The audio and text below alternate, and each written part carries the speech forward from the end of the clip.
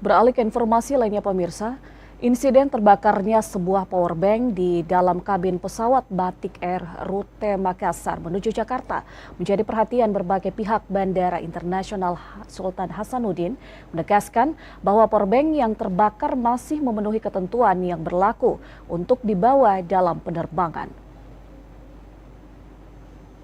Pihak PT Angkasa Pura Indonesia Bandara Internasional Sultan Hasanuddin membenarkan adanya insiden powerbank terbakar milik salah satu penumpang Batik Air nomor penerbangan 6143 dengan rute Bandara Sultan Hasanuddin menuju Bandara Soekarno-Hatta.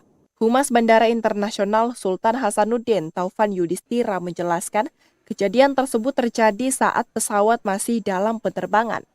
Setelah pesawat mendarat di Bandara Soekarno-Hatta, petugas aviation security maskapai langsung melaporkan insiden itu dan menyerahkan penumpang kepada petugas kantor otoritas bandar udara dengan didampingi petugas keamanan bandara.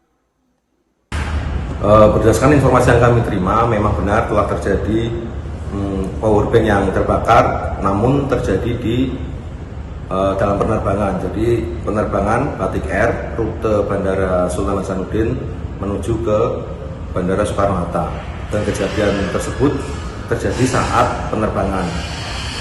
Setelah tiba di Bandara Soekarno-Hatta, petugas aviation security maskapai dan petugas airport security Bandara Soekarno-Hatta langsung mendapatkan penumpang tersebut dan dibawa kepada otoritas bandara wilayah 1 kelas utama. Powerbank yang terbakar memiliki kapasitas 37 watt hour atau 37 Wh. Kapasitas tersebut masih diizinkan dibawa oleh penumpang sesuai Surat Edaran Direktur Jenderal Perhubungan Udara tahun 2018 dan Keputusan Menteri Perhubungan tahun 2024.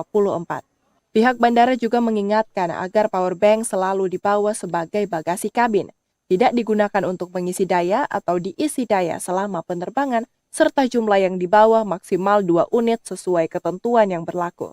Manajemen Bandara Internasional Sultan Hasanuddin mengimbau seluruh penumpang agar mematuhi aturan membawa powerbank demi menjaga keselamatan dan keamanan penerbangan.